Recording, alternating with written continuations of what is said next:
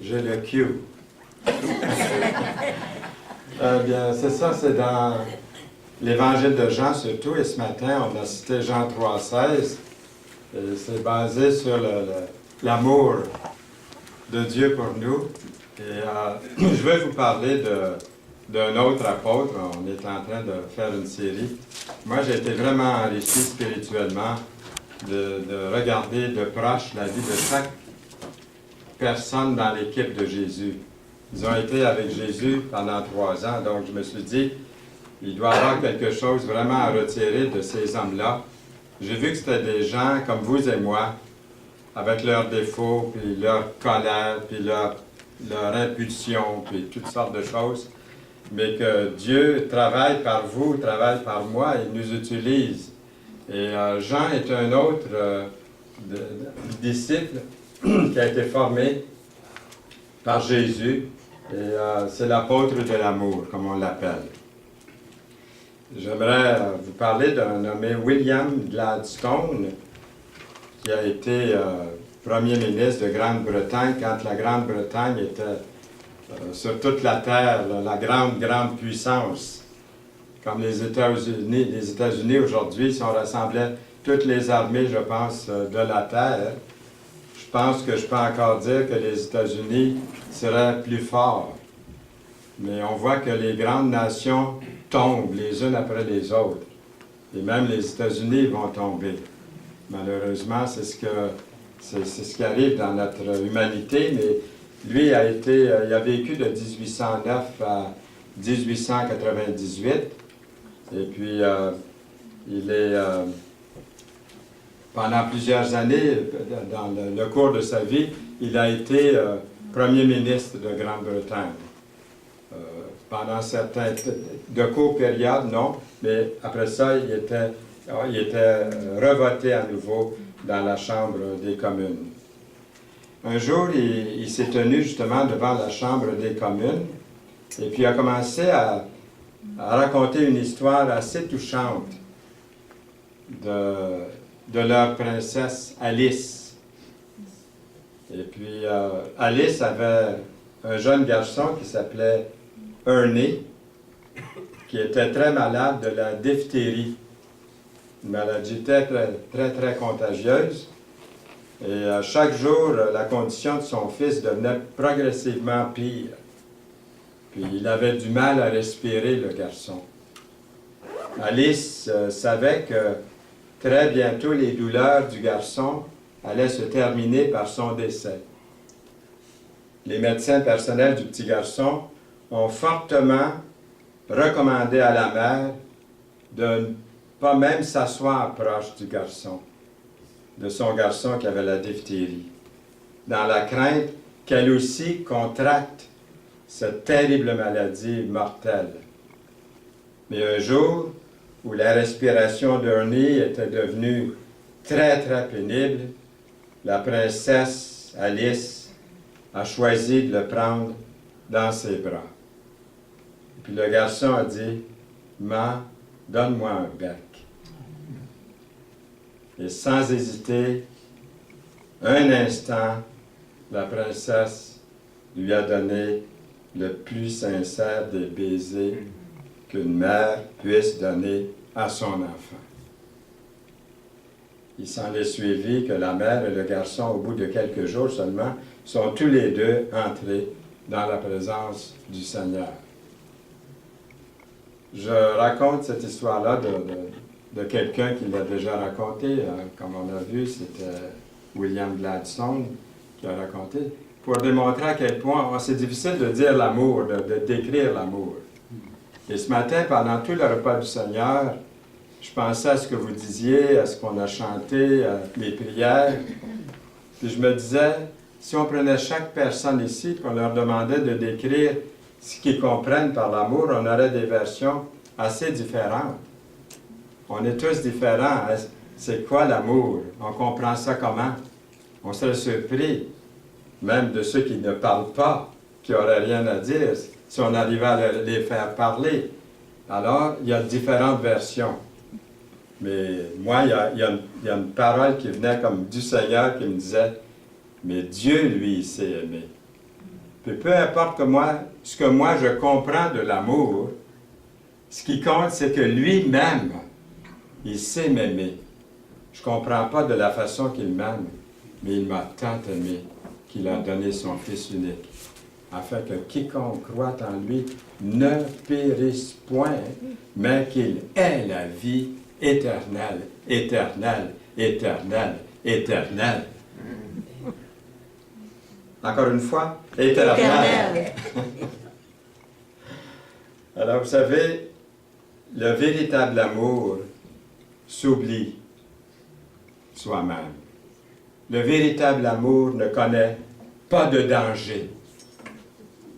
Il y avait une dame, là, une maman qui était interviewée, vous avez entendu ça cette semaine à la télévision, à la radio. Son fils a fait quelque chose de terrible. Puis elle a dit, bien, j'aime mon fils, c'est un terroriste. Vous avez entendu cette nouvelle-là sûrement. Et puis, moi, ce qui m'intéressait, c'est de voir la maman de cet homme-là, qui dit, j'aime mon fils. Puis elle aime son fils aussi.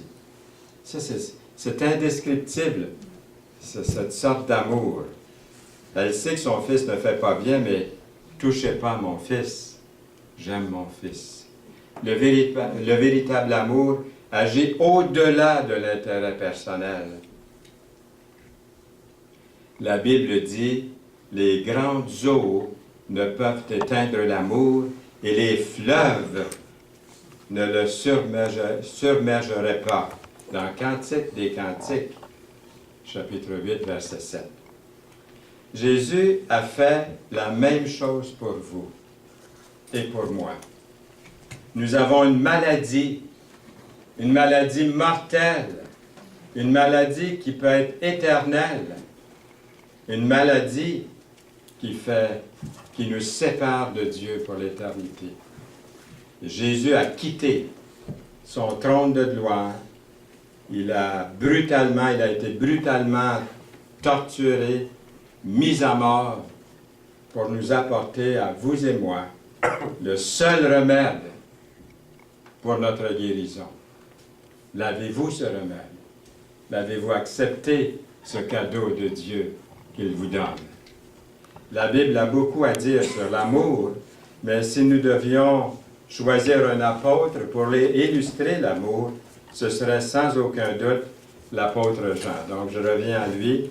Jean, l'apôtre, son nom araméen, Yohanna, qui veut dire don de Dieu.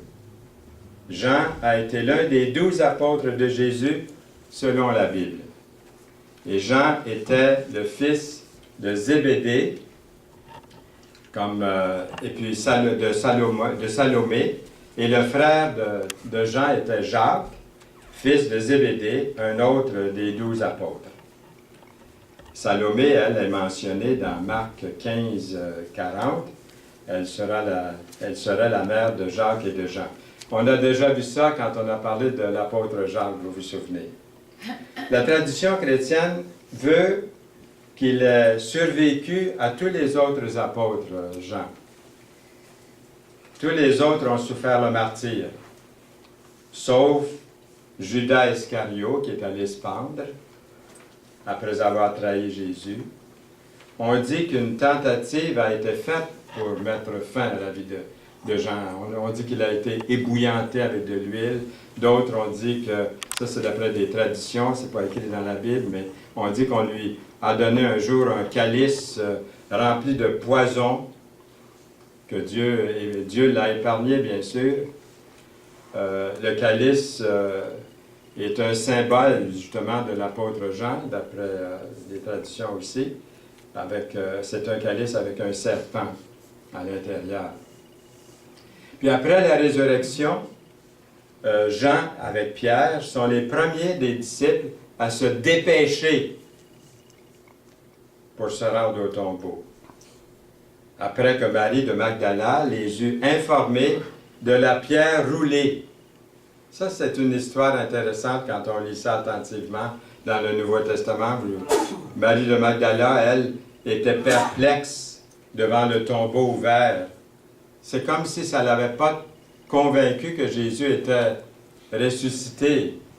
parce que nous lisons dans Jean 20, le verset 1, « Le premier jour de la semaine, Marie de Magdala se rendit au sépulcre dès le matin, comme il faisait encore obscur, et elle vit que la pierre était ôtée du sépulcre. Elle courut vers Simon-Pierre et vers l'autre disciple que Jésus aimait. » Jean, quand il parle de lui-même, comment est-ce que c'est qu'il se décrit?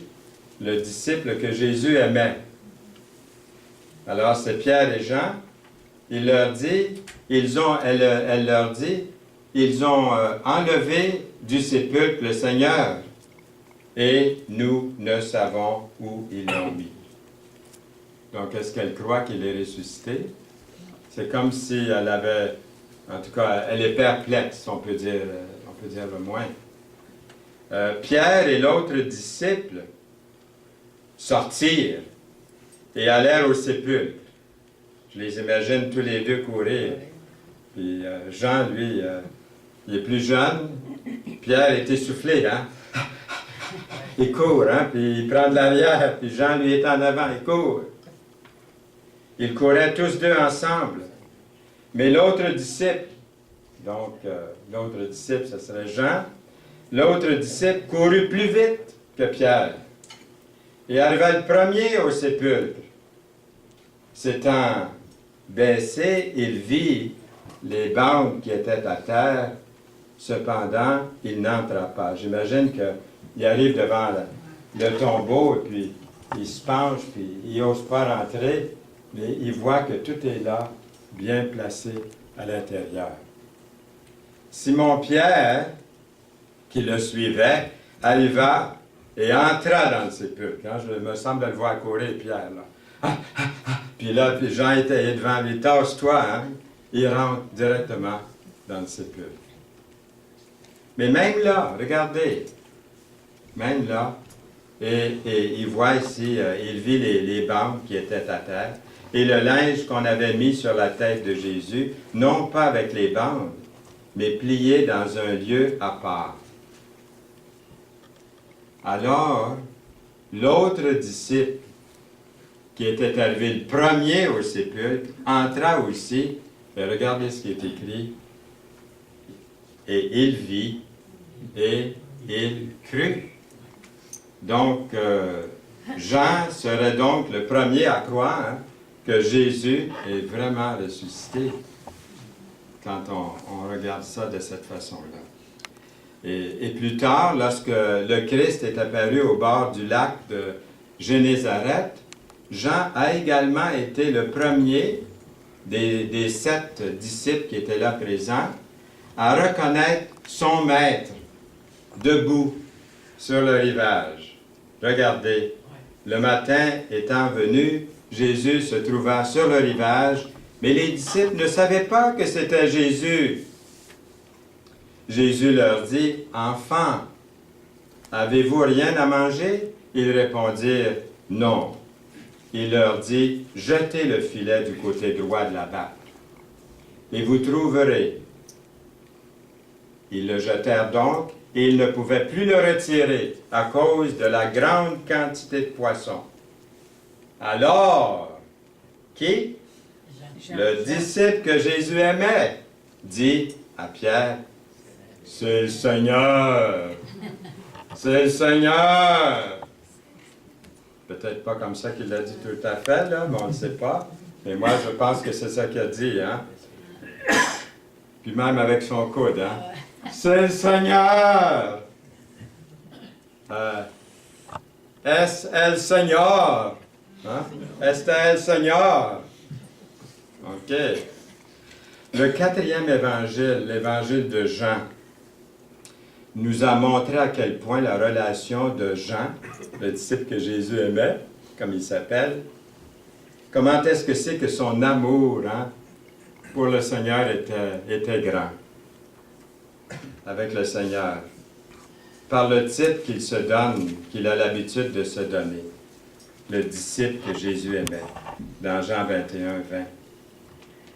Jean est l'auteur de l'Évangile qui porte son nom et qui personnalise l'amour de Jésus tout au long de son Évangile. Il s'agit de lire les Épîtres aussi. Hein? C'est l'amour de Jésus qui amène Jean à dire, en parlant de lui-même, le disciple que Jésus aimait. Jean n'était probablement pas toujours un exemple d'amour.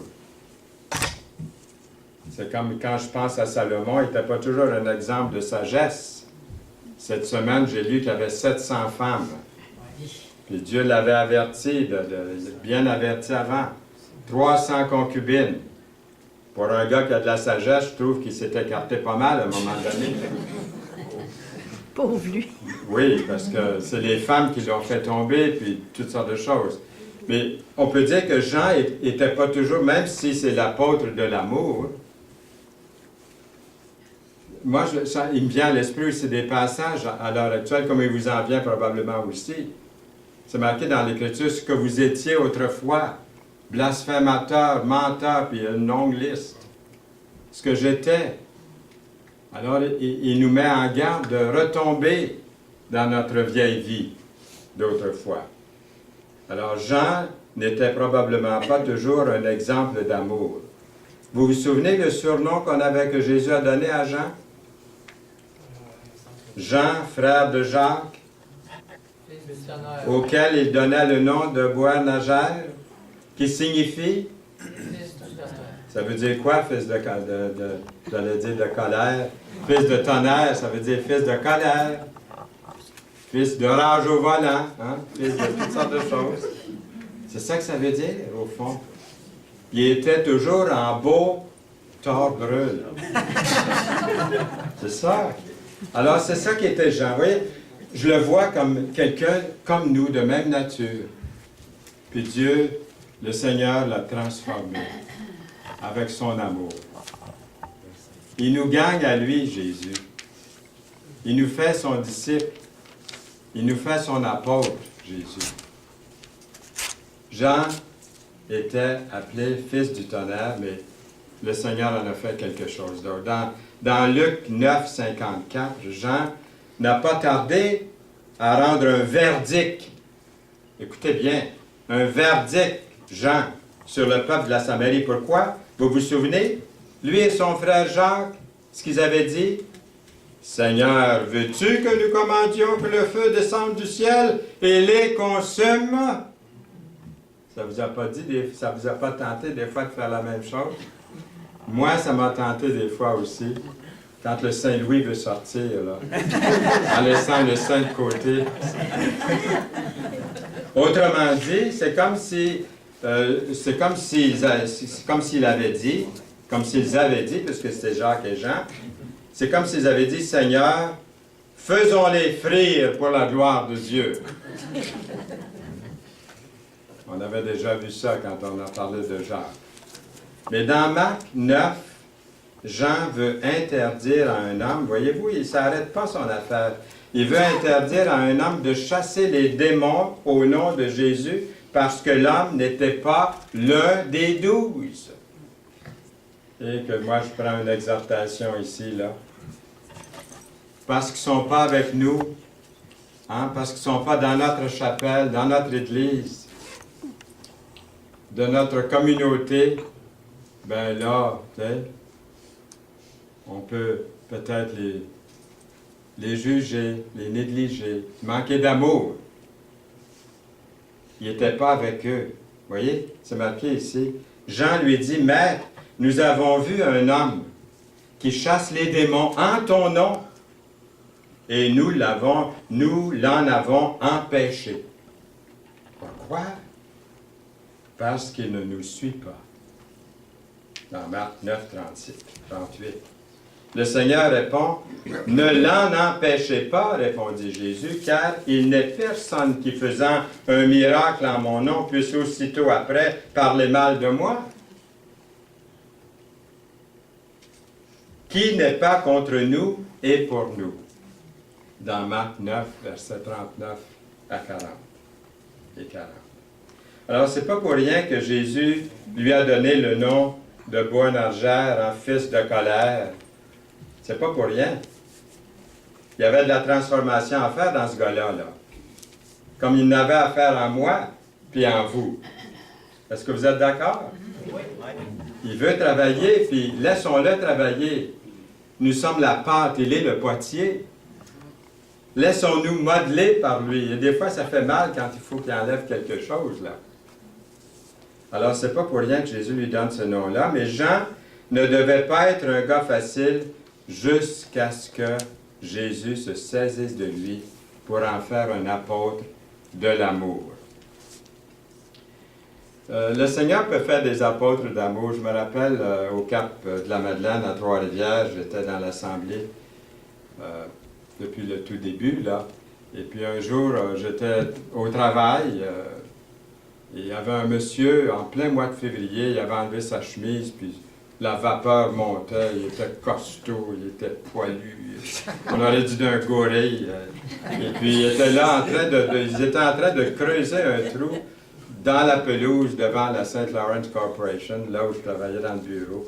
Donc, tous les gars du bureau sont allés dans la fenêtre pour voir qu'est-ce que c'est qui se passe là. As-tu vu ce gars-là? Tout à coup, moi, je reconnais le gars. Il venait à l'Assemblée du Cap, de notre Assemblée. Il était nouvellement converti. Puis il était bouillant, pas juste parce que la vapeur montait, mais il était bouillant pour le Seigneur. J'ai dit aux gens qui étaient là avec moi, dans le bureau, j'ai dit, regardez bien, parce que là, ils ont commencé à dire, ce gars-là, il fait de la magie, il a sauté en bas d'un toit pour casser la gueule de son patron. Tu sais, il était vraiment là, quelque chose. Il s'appelle Léonel Saint-Hilaire, maintenant il est avec le Seigneur. Vous connaissez l'histoire, sûrement. Il y en a qui connaissent hein, l'histoire ici. J'ai dit, ce gars-là, là, vous avez dit ce que vous avez dit de lui, là, mais remarquez bien le changement que Dieu va opérer dans sa vie. Il a été nommé diacre dans l'Assemblée. Il était celui qui donnait les livres de cantiques, qui souhaitait la bienvenue aux gens à l'Église, une Église dans ce temps-là qui devait avoir à peu près 300 personnes. Il était complètement transformé pour la gloire de Dieu. Quand il est rentré à l'hôpital Notre-Dame de Montréal pour un arrêt cardiaque, finalement, il lui avait sauvé la vie cette fois-là. À un moment donné, on entend chanter dans l'hôpital. Il chantait des cantiques à tue-tête. Hein? Ils sont venus, ils disent, il est en train de guérir, celui-là. Ils l'ont laissé sortir au plus vite. Mais quelle transformation! J'aime ça voir de notre époque, de le voir de mes yeux, de le savoir que Dieu travaille encore lorsqu'on le laisse faire. Lorsque nous examinons de près l'apôtre Jean, nous voyons premièrement un homme colérique. Hein? Il devait se mettre en colère facilement, qui s'emporte facilement, qui est transformé par Jésus-Christ en un homme rempli de douceur, d'amour, d'affection. Hey! Aïe, aïe! 3 fois bravo pour ça, pour la gloire de Dieu, pas pour l'homme, parce que l'homme s'est laissé transformer par le Seigneur. Il y a sûrement un grand nombre de versets que nous pourrions regarder ensemble ce matin pour voir comment cette transformation a dû se faire chez Jean. Mais il suffit de comprendre une chose seulement, c'est que de passer du temps avec le Seigneur Jésus-Christ a complètement changé la vie de Jean. Oui? Oui. Ah oui? C'est ça. J'ai rencontré quelqu'un dernièrement je voyais qu'il avait beaucoup de difficultés dans sa vie, puis j'ai gratté un petit peu la surface, j'ai dit, est-ce que tu lis ta Bible? Il dit, ça fait longtemps que je ne l'ai pas lu. Je ne la lis pas. Cherchez pas docteur. Cherchez pas docteur. C'est là le problème. De rencontrer, c'est pas simplement prendre la Bible et lire, mais de vraiment rencontrer le Seigneur. Vous allez rencontrer le Seigneur en lisant sa parole. Passer du temps avec lui, ça change la vie, ça. C'est Jean qui capte les paroles de Jésus dans Jean 3,16. Car Dieu a tant aimé le monde qu'il a donné son Fils unique. C'est Jean qui capte cette vérité-là dans Jean 3,16. Êtes-vous content que le verset ne dit pas « Car Dieu a tant aimé le riche seulement » ? Êtes-vous content que ce n'est pas écrit « Car Dieu a tant aimé le génie seulement » ? Êtes-vous content que Dieu n'a pas écrit, que ce n'est pas écrit car Dieu a tant aimé le pauvre seulement ou le méchant seulement ou le bon, le jeune, le plus vieux seulement ou le français seulement, le mexicain seulement ou l'anglais seulement. Êtes-vous content? Bon, là, du respect pour les autres races aussi, là. C'est quoi, il aime les Anglais réellement? Pardon? Il aime les Anglais réellement? Raymond? Il aime les Anglais réellement? Ah oui, oui. Fait que c'est pas le ça. Il t'aime aussi, hein, Sylvain? Il t'aime beaucoup aussi. Alors, Jean, dans son évangile, inclut chaque personne, même Sylvain, là. Il inclut chaque personne partout, dans chaque siècle, dans chaque nation, de toute langue, de tout peuple. Dieu nous aime tellement. C'est vrai, hein, qu'on n'a pas les paroles pour le dire. C'est super de se sentir aimé. Aimez-vous ça, vous sentir aimé par quelqu'un? Quand quelqu'un vous dit « je t'aime », y a-t-il quelque chose de plus beau que ça dans le monde? Assez que ça peut vous faire chavirer la tête assez raide. Hein? Faites attention, hein? C'est comme celui qui gagne la 649, là, hein, qui promet au chauffeur de taxi de l'emmener avec lui. Faites attention à ce que vous dites ou ce qu'on vous dit après qu'on vous a dit « je t'aime ». Vous êtes peut-être exclu. Ça, c'est le pire sentiment. Hein? On n'est pas toujours inclus dans ce beau monde. Peut-être exclu de l'université ou d'une école parce que vous n'êtes pas assez fort dans les sujets pour être accepté. Les entreprises vous excluent si vous n'êtes pas assez qualifié, et malheureusement, certaines carrières vous excluent si vous n'êtes pas assez vieux ou si vous n'êtes pas assez jeune ou trop jeune. Mais si elles peuvent vous exclure, le Seigneur Jésus-Christ, lui, vous comprend. Vous accepte tel que vous êtes, tel que vous vous présentez à lui, tel que vous êtes. Demandons à Jésus-Christ de nous décrire la largeur de son amour. Il a tendu une main vers la droite et l'autre vers la gauche, autant que l'Ouest est éloigné de l'Est. Sur la croix, il a accepté les clous dans les mains. Ça, c'est la largeur de son amour pour vous et pour moi. Amen. Mais est-ce qu'il y a une limite à son amour, en fin de compte? Est-ce que ça va un jour? Est-ce qu'il y a une limite à tout cet amour? Est-ce qu'il y a une fin? Il doit y avoir une fin. C'est ce qu'on pourrait penser. Le roi David qui a été adultère, le roi David qui a écrit les 150 psaumes, a été adultère, a été meurtrier, n'a jamais trouvé la limite de l'amour de Dieu. Saul de Tarse, qui a commis des meurtres, il a tué des chrétiens avant de connaître Jésus comme Sauveur et Seigneur. Il n'a jamais trouvé la limite de l'amour de Dieu pour lui. Pierre, qui bluffait tout le temps, souvent en tout cas, n'a jamais trouvé la limite de l'amour de Dieu pour lui. C'est Jean qui nous fait remarquer dans son évangile l'amour qu'a eu Jésus pour Lazare. Jean fait remarquer, voyez comme il l'aimait. C'est beau ça. C'est Jean qui nous fait remarquer ça. Il nous dit, Jean, voyez comme Jésus aimait Lazare. Ça veut dire que Jean, il comprenait un peu plus l'amour que moi je le comprends, je pense. Là. Pour ça, je disais au début que la façon que chacun comprend ce que c'est l'amour, mais je n'ai pas besoin de comprendre. Je vais à la limite de ce que je peux comprendre, mais Dieu, lui, c'est illimité son amour. C'est ici mon commandement, aimez-vous les uns les autres comme je vous ai aimés. Il n'y a pas de plus grand amour que de donner sa vie pour ses amis. dans Jean 15, 12 à 13.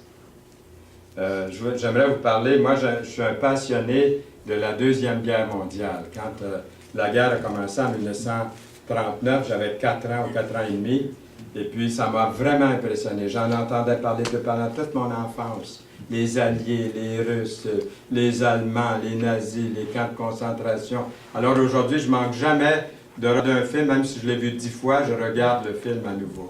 C'est quelque chose qui m'impressionne beaucoup. Alors c'est un camp de prisonniers japonais de la Deuxième Guerre mondiale, dans la vallée de Kauai, que vous avez peut-être entendu parler. Il s'agit d'un homme qui a tout donné, qui a littéralement transformé tout un camp de soldats prisonniers, des prisonniers alliés. Il était prisonnier avec eux. Le nom de cet homme-là, si vous voulez le noter, c'est Angus McKillivray. McKillivray. Je ne sais pas comment est-ce qu'on le prononce exactement, là. Angus McKillivray. Angus était un prisonnier écossais. Il était dans un des camps remplis d'Américains, des Australiens, des Britanniques, qui avaient aidé à construire le fameux pont de la rivière Kauai. Alors, ce qu'il a fait, Angus, c'est qu'il voulait sauver le plus de ses camarades possible. Ces gens-là, ces Américains-là, ces Australiens, tous ces gens qui étaient prisonniers avec lui, mouraient littéralement de faim. C'était des squelettes vivants. Ils n'arrivaient pas à survivre, ces gens-là. Puis ils mouraient aussi, ils mouraient de froid.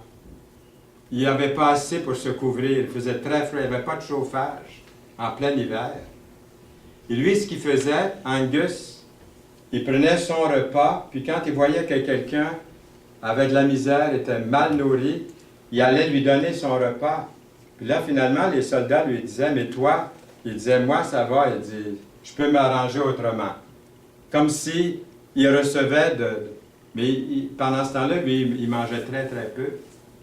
Si quelqu'un avait froid, il prenait sa couverture, puis il allait donner sa couverture. Puis un jour, en donnant un repas à quelqu'un, il s'est affaissé, puis il est mort. Et ça a transformé tout le camp au complet. Ils se sont mis à s'entraider les uns les autres. Ils ont survécu, tandis que dans d'autres camps, ça mourait comme des mouches. Dans ce camp-là, ils ont survécu parce qu'ils se sont mis à mettre en pratique l'amour qu'Angus leur avait démontré. Alors, comment définissez-vous vous-même l'amour? Comment vous voulez décrire l'amour? Il y a un enfant de 8 ans qui a décrit ce qu'est un amour ordinaire à comparer avec l'amour de Dieu. Il a dit, « Un amour ordinaire, c'est quand papa me lit une histoire pour m'endormir. » Puis il dit, « L'amour de Dieu, c'est comme quand papa ne saute aucune page en me lisant l'histoire. » C'est pas pire pour un garçon de 8 ans, hein? C'est beau. Dieu, c'est le complet ce qu'il fait pour vous et moi. Dans nous, les hommes, les mères naturelles, les pères naturels, on est humains, mais ça ne se compare pas. Je pense que nous convenons tous de dire que la Bible nous donne la plus grande des descriptions de l'amour de l'univers. C'est la parole de Dieu. Puis 1 Corinthiens 13, il y a tout un chapitre sur l'amour. Quelqu'un a lu 1 Corinthiens 13 de la façon suivante pour son Église. Je trouvais ça tellement bon, je vous en fais part. Il a dédié ça à son assemblée, il l'a lu à son Église. Si notre assemblée pouvait faire des réunions en 5 langues et que les membres pouvaient en parler 3, mais que nous ne nous aimerions pas les uns les autres, nous serions un airain qui résonne ou une cymbale qui retentit. On continue? Oui. Il a écrit, « Si notre Église mettait en pratique des dons spirituels sans vraiment s'aimer les uns les autres, cela ne nous servirait à rien. Si notre assemblée avait la foi qui aurait comme résultat de voir de grandes guérisons, mais ne s'aimait pas les uns les autres, nous ne serons rien. Et quand nous distribuerions 50% de tous nos biens pour la nourriture des pauvres. Quand nous livrerions même notre corps pour être brûlé, si nous n'avions pas l'amour, cela ne nous servirait à rien. Si notre assemblée, ensuite il continue, notre assemblée est patiente, elle est pleine de bonté. Notre assemblée n'est point envieuse. Notre assemblée ne se vante point, elle ne s'enfle point d'orgueil. Elle ne fait rien de malhonnête, elle ne cherche point son intérêt, elle ne s'irrite point, elle ne soupçonne point le mal. Elle ne se réjouit point de l'injustice, mais elle se réjouit de la vérité. Elle ne garde pas un dossier rempli de reproches qu'on lui a faits. Elle espère tout, elle supporte tout. Notre assemblée persévère, peu importe les circonstances. Les prophéties seront abolies, les langues cesseront, la connaissance sera abolie. L'amour de Dieu ne périra jamais. Mais les décisions de notre Église, les prédications de Fernand Saint-Louis, de Noël Aubu et de Serge Lafrance seront abolies. La connaissance sera abolie. Dans toutes les prédications qu'on a entendues. Car notre assemblée ne connaît qu'en partie. Mais quand le Seigneur reviendra, alors nous connaîtrons comme nous avons été connus.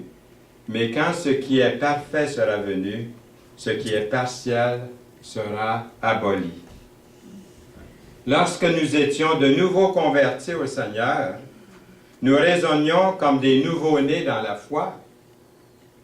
Mais avec le temps, l'Église est devenue adulte et nous sommes devenus des croyants matures. Aujourd'hui, nous ne saisissons pas tout ce qui est enseigné. Pause. Nous voyons d'une manière partielle et incomplète.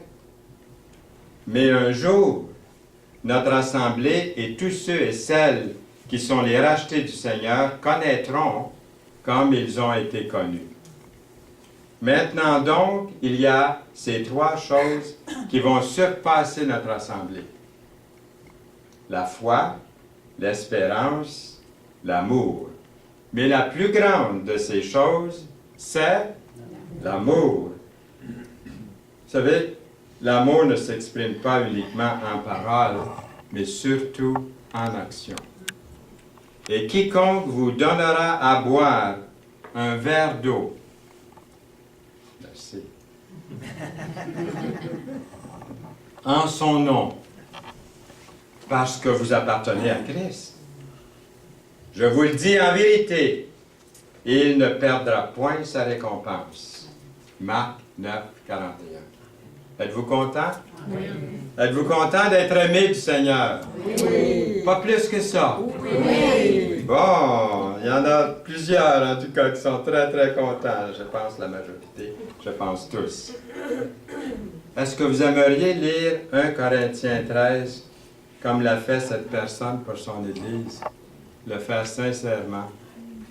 Je pense qu'il y a beaucoup de choses à relever là, dans cette prière, la manière qu'il a fait, qu'il a lu ce 1 Corinthiens 13. Avec l'amour de Dieu, que cela puisse nous aider, vous aider, m'aider, nous aider aussi à faire le point dans notre relation avec Dieu, entre nous, et aussi avec le monde, nos voisins, et puis le monde qui nous entoure. Amen.